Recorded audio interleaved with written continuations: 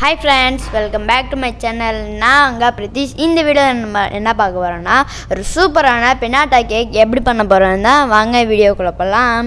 இது வந்து நானும் எங்க அம்மாவும் சேர்ந்து பண்ண ஒரு சூப்பரான கேக் தான் இது. இந்த பினாட்டா கேக் பண்ணுறதுக்கு நம்ம ரெண்டு பார்ட்டாக வந்து பண்ணணும். ஃபஸ்ட் பார்ட் வந்து அதோட ஷெல் நம்ம ரெடி பண்ணோம், அதுக்கப்புறமா அதோட பேஸ் கேக். இப்போ காட்டுற இன்க்ரீடியன்ஸ் எல்லாமே பேஸ் கேக்கு உண்டான இன்க்ரீடியன்ஸ் தான். அதில் ஃபர்ஸ்ட் இன்க்ரீடியன்ட் வந்து மைதா மாவு. ஸோ மைதா மாவு வந்து நான் 3/4 கப் எடுத்திருக்கேன். நெக்ஸ்ட்டு ஆயில் வந்து ஒரு 1/4 கப். ஸோ நெக்ஸ்ட்டு வந்து கர்ட். ஸோ கர்ட் வந்து ஒரு 1/2 கப் எடுத்திருக்கேன். நெக்ஸ்ட்டு சுகர் வந்து 1/3 கப் எடுத்திருக்கேன். நெக்ஸ்ட்டு அதுக்கு பேக்கிங் சோடா ஒரு 1/4 டீஸ்பூன் எடுத்திருக்கேன். பேக்கிங் பவுடர் ஒரு 1/2 spoon. So baking soda and baking powder ரெண்டுமே வேறு இன்க்ரீடியன்ட்.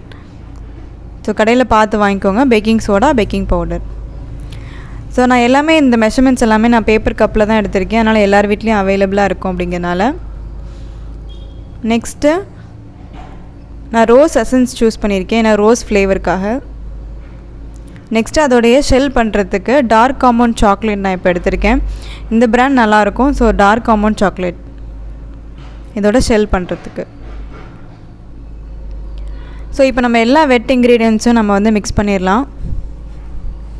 ஸோ ஃபர்ஸ்ட் நான் அதுக்கு கர்ட் எடுக்கிறேன். நான் எக்லெஸ்ஸாக தான் இன்றைக்கி பண்ணுறேன், ஸோ அதனால் கர்ட் ஒரு 1/2 கப். நெக்ஸ்ட்டு ஆயில் ஒரு 1/4 கப்.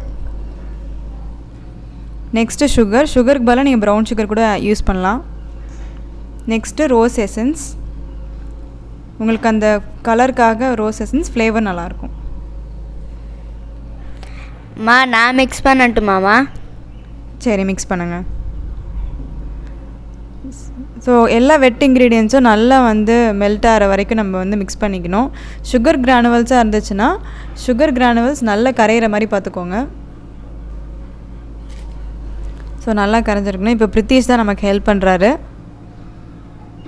நம்மளோட கிட்ஸு கொஞ்சம் சின்ன வேலைகளுக்கு அவங்கக்கிட்டையும் கொடுக்கலாம். ஸோ நல்லாவே கரைஞ்சிருச்சு. இப்போ நெக்ஸ்ட் இதில் கொஞ்சமாக நம்ம வந்து மைதா மாவை ஆட் பண்ணிக்கலாம்.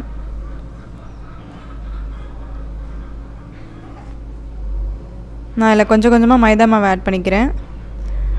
ஸோ கொஞ்சம் ஆட் பண்ணுங்கள், அப்போ தான் அந்த லம்ஸ் எதுவும் ஃபார்ம் ஆகாமல் இருக்கும். இப்போ பார்த்தீங்கன்னா கேக் பேட்டர் வந்து கொஞ்சம் திக்காக இருக்க மாதிரி இருக்குது. ஸோ அதனால் நான் டைல்யூட் பண்ணுறதுக்காக நான் வந்து பால் ஆட் பண்ண போகிறேன். இப்போ நான் ஆட் பண்ணுறது baking soda and baking powder.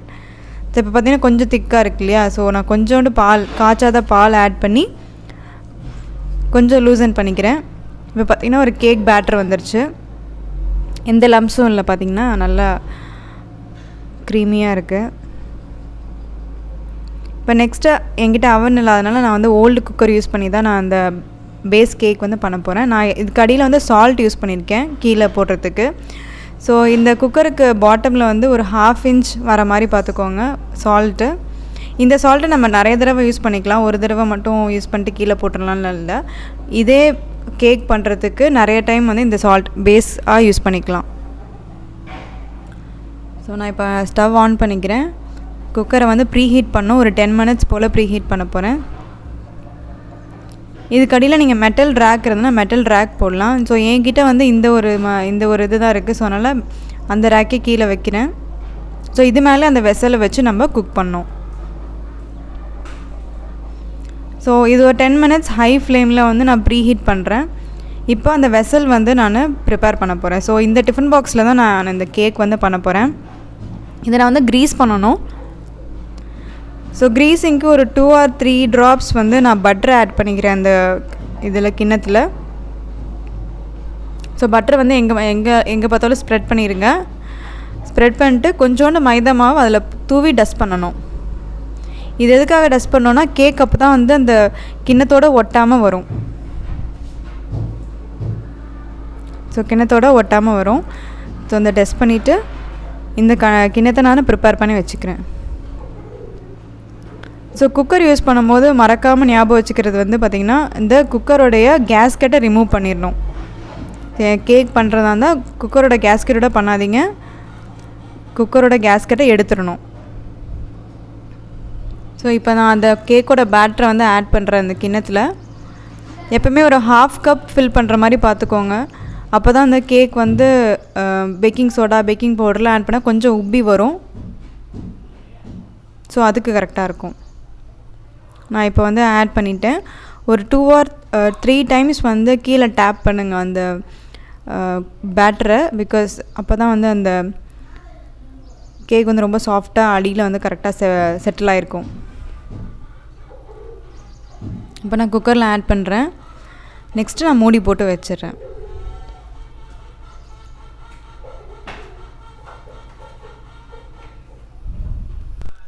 இப்போ இந்த குக்கர் நான் வந்து க்ளோஸ் பண்ணி வைக்கிறேன். ஸோ க்ளோஸ் பண்ணிவிட்டு ஒரு 15 to 20 minutes அதுலேயே வந்து வெந்துடும். ஏன்னா ரொம்ப சின்ன கிண்ணம் தானே, ஸோ அதனால் அதே வெந்துடும். இப்போ கொஞ்சம் பெருசாக வச்சோன்னா ஒரு 25 minutes ஆகும். இப்போ நான் டபுள் பாயிலிங் மெத்தட் யூஸ் பண்ணி நான் சாக்லேட் வந்து மெல்ட் பண்ண போகிறேன். ஸோ ஃபஸ்ட்டு ஒரு கிண்ணத்தில் தண்ணி வச்சுருக்கேன். ஸோ ஸ்டவ் ஆன் பண்ணிவிட்டு அந்த தண்ணி வந்து கொஞ்சம் கொதிக்கணும். அதுக்கு மேலே இந்த ஒரு பாத்திரத்தை வச்சு சாக்லேட்டை மெல்ட் பண்ணணும். ஸோ டேரெக்டாக சாக்லேட்டை மெல்ட் பண்ணக்கூடாது, இல்லைனா பிட்டர்னஸ் வந்துடும். சாக்லேட் இப்போ கொஞ்சம் கொஞ்சமாக மெல்ட் ஆக ஆரம்பிக்கும். இப்போ பார்த்திங்கன்னா கொஞ்சம் கொஞ்சமாக மெல்ட் ஆயிடுச்சு.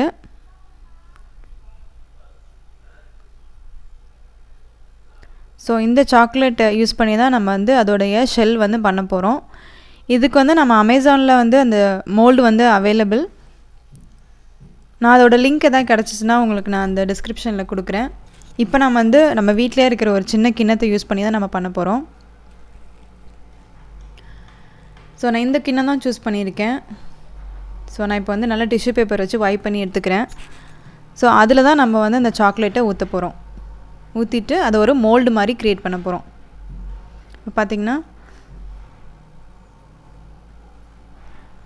ஸோ எல்லா சாக்லேட்டையும் ஊற்றிடுங்க.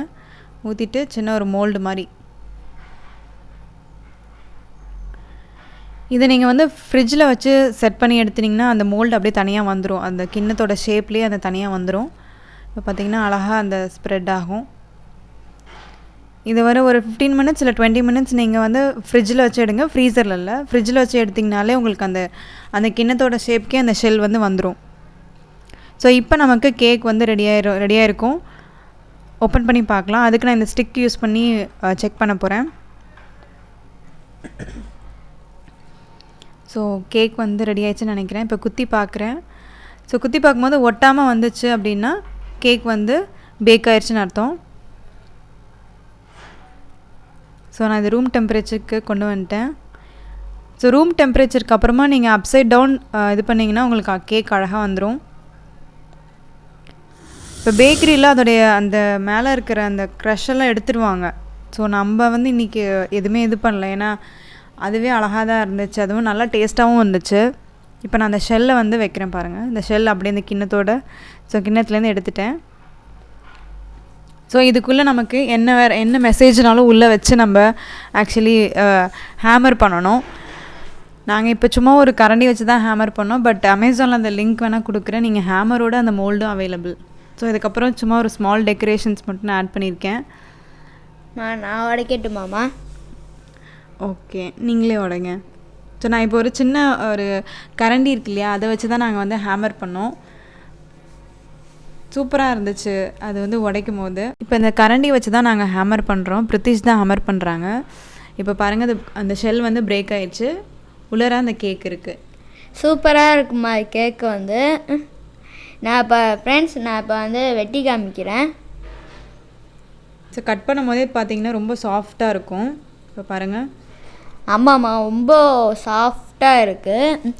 நம்ம வீடியோ பிடிச்சிருந்துச்சுன்னா லைக் பண்ணுங்கள், ஷேர் பண்ணுங்கள், கமெண்ட் பண்ணுங்கள். அப்புறம் நம்ம சேனலையும் கண்டிப்பாக சப்ஸ்கிரைப் பண்ணுங்கள். அடுத்த ஒரு புது கிராஃப்டோடு நான் சந்திக்கிறேன். Bye friends.